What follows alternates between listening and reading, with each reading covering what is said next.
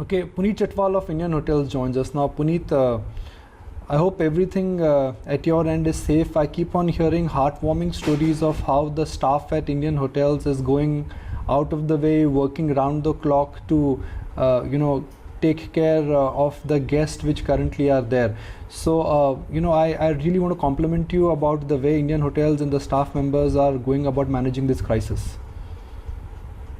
Thank you, Nikunj. I think time and again over the last several decades, it has been proven that our people stand out for what we call Tajness that they exude, and also inculcating all the Tata values. I think that makes us all very proud. And the founder had the philosophy of the society being the most important stakeholder, and all the Tata Group companies continue to live on it. And Indian Hotels, being a customer-facing industry, is definitely very focused on not only maintaining the safety for its guests, but also serving the community in any way it can.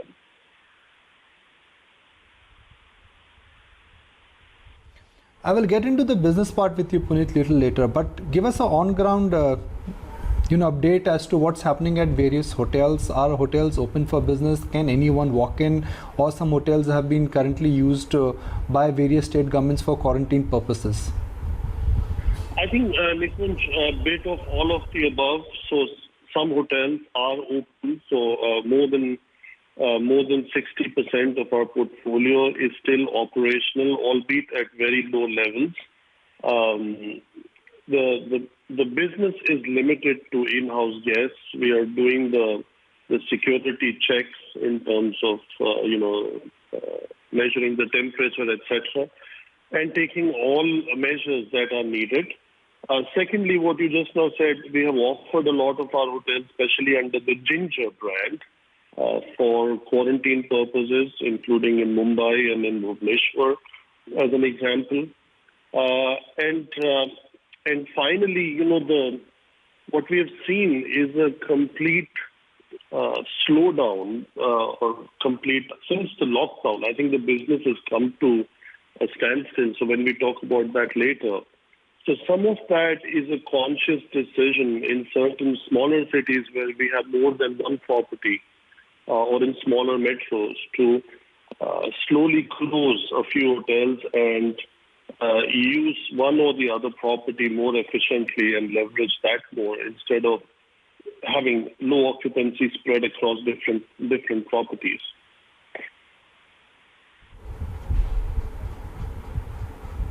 Okay. When the lockdown was announced, did you realize that some of your hotel rooms were occupied by guests? Some of them could be expats, some of them could be visitors who currently have no option but to stay there. How are you managing this crunch? Well, there is not much that one can manage. If the guests are in there, we are serving them, and they were expats, so there were other guests, there were doctors. There was in a certain place even armed forces personnel staying in the hotel. So we are there to serve our customers, and that's what we did. The only thing is, with no trains, with no cars, with no planes flying, there are not many check-ins that come in every day. So there are not many new people coming in, but those who are there and who want to stay on, they are being served as under a normal operation.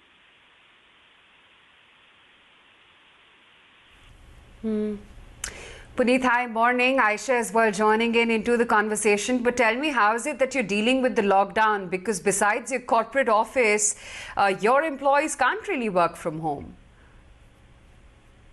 That's true. I think we have not yet reached that stage of virtual service of the customers. So we are, under those some of the essential services. So we are dealing with that. There are certain other examples where the hotel is even full. We very much in South Mumbai, we have an extended stay with a residence called Taj Wellington Mews, and that's always occupied 95%. So the staff coming in there is also almost 90% in strength. And we have been very blessed to have a lot of help from the local government and the police and others to get the security passes so that in certain places business can go on as if there was also no lockdown. Of course, we are maintaining all the security measures, as I said before, not only checking the guests, but including with the staff maintaining social distancing, masks, gloves, regular fumigation, so that all the pathogens are killed. So all this as a part of a daily process, and maybe even repeated several times during the day, is going on. And as I said, there are certain places which are still as busy as before, and there are others which are as empty as they've never been seen, at least in the recent past.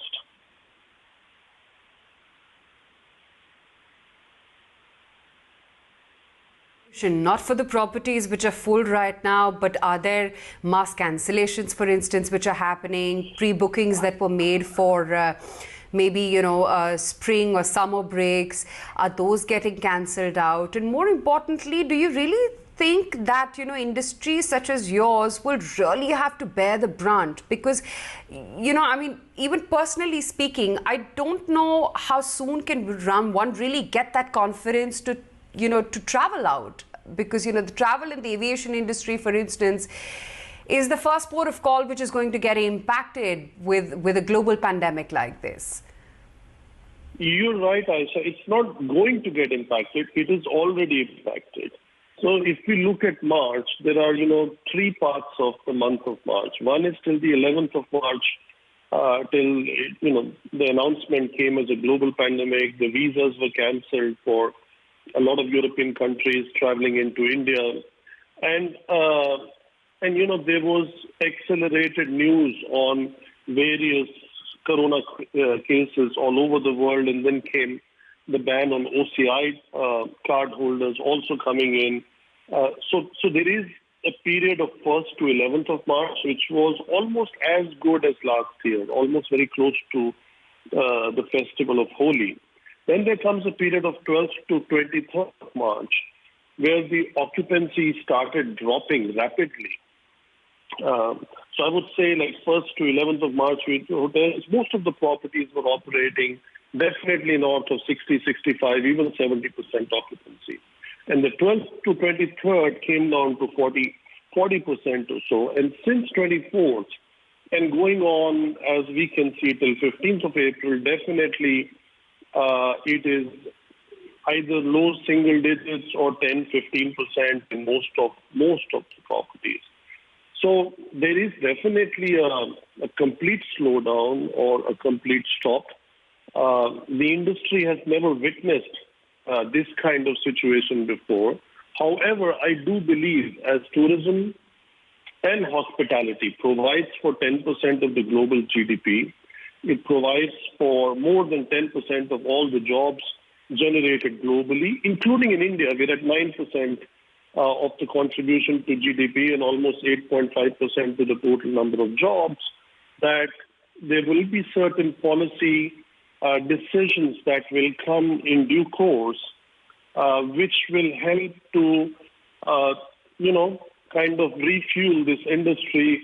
And as it is very important for people to travel, for not just for business, but for getting to know things, for leisure, for developing tolerance, for developing better understanding. And I don't think that this is going to stop forever. So, but as most of the governments have announced, and I think we will also get there and we are having those discussions, but obviously the governments first have to make sure that there is enough medical supplies. It's number one priority. The number two priority is that there is enough food available for people, and then comes the economics part of it. And I think we will get into that phase, and hopefully the industry will get the attention it deserves, because it's for the good of the whole. And the whole, I mean, for the globe as well as for India.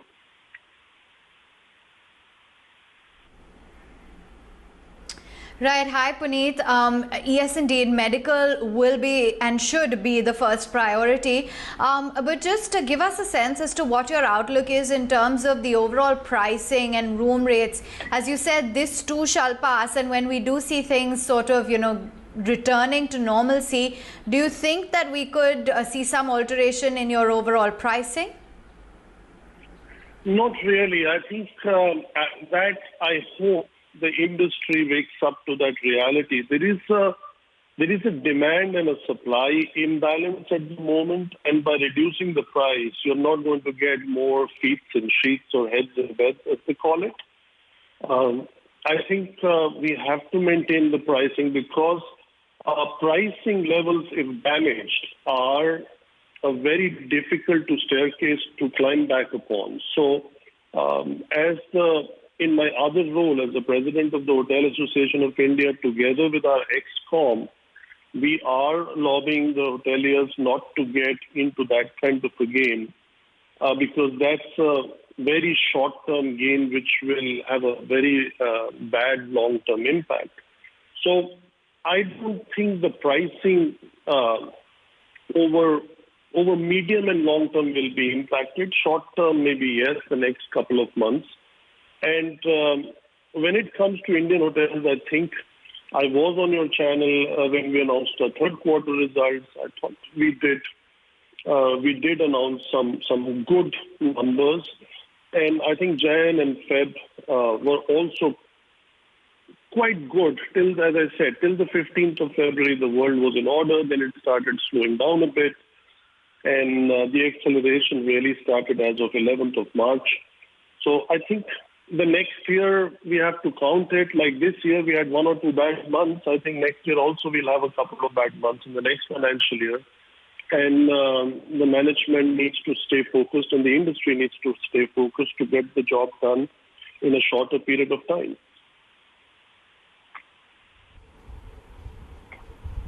Okay, Puneet, now let's address the investor concerns here. The first reaction is, okay, bad news for tourism, bad news for hotel, the stocks have come down. But do you think one now needs to step back and understand the numbers carefully? Because you have fixed cost and you have variable cost. Fixed cost will not come down, but variable cost will come down. You have hotels which are managed by Indian hotels, which are owned and managed by Indian hotels, and there are some hotels which are where you have a revenue sharing impact. So there the impact will not be large. So for an investor, somebody who wants to understand that, okay, should I buy the Indian hotel stocks or should I panic? How does one understand this kind of a scenario? Normal scenario, we have all assumptions, but in this scenario, we want to hear it from you. Yeah, I think Nikunj, you answered it yourself. I think in a normal scenario, you have fixed and variable cost. In a scenario which you can call force majeure or act of God, even the fixed cost can become variable cost. It all depends on the kind of changes and announcements that will come. To give you an example, if you have some relaxation on paying of some utility costs, like we have had the announcement on the deferment of payment of EMIs, etc., they help you create cash flows.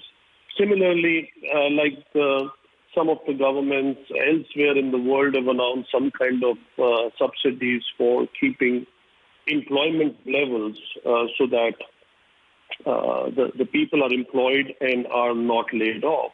So suddenly your labor costs also become semi-variable cost.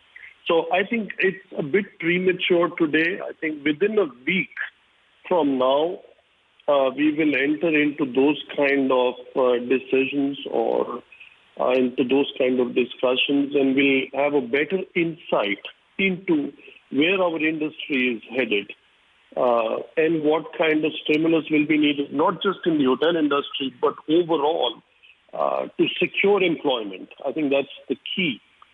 We can only give food in this phase for 1 month or 2 months or 3 months, but at certain point, the taxes have to come in, people have to have employment, and I think a lot of jobs in all sectors, especially in tourism, are at risk. And I am very confident, very optimistic that we'll have a solution in the next 1 or 2 or 3 weeks at the latest.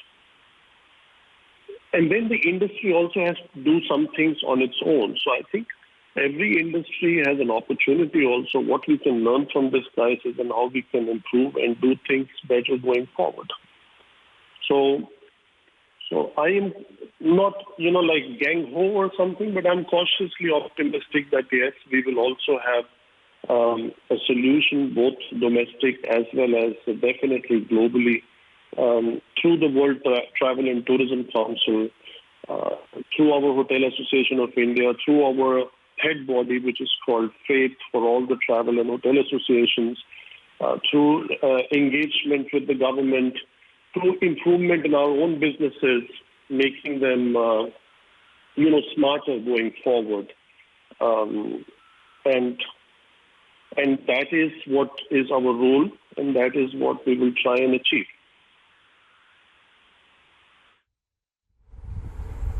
And I really hope that it becomes sooner than later. So closing comments, Puneet, with each crisis an opportunity comes, with each crisis it's survival of the fittest. At a global level, I think because of social distancing, a concept of Airbnb could get challenged. Some of the weak hotel chains which currently are just, trying to run hotels even though they are making losses, those business models will be questioned. So are we in for a normalization of the industry, and what the reckless practices were being followed, all the innovation, stay at home concepts which were being followed, will they get damaged completely? I would not say damaged, but I think definitely after every crisis, there is a change in the social behavior of people. So I think a bit of social distancing will become a part and parcel of our life. Does not matter which country in the world. One would not be, getting too close to people because of this inherent fear that has been caused, or the learnings that have been made through this crisis. So I think that's definitely, we can expect a change in social behavior, change in the travel patterns, including traveling, when there is a complete lockdown and people are not traveling and the business goes on like we are doing. We are on the television having interviews. You don't have to actually always travel to do business, right? So I think some of those changes will come, but I think with that will also come new opportunities, and definitely the correction in terms of only going for valuations without having a solid business model backed by assets which needed a correction will also happen, I think. Or it's either already happening or will happen to a much larger extent than we have seen now.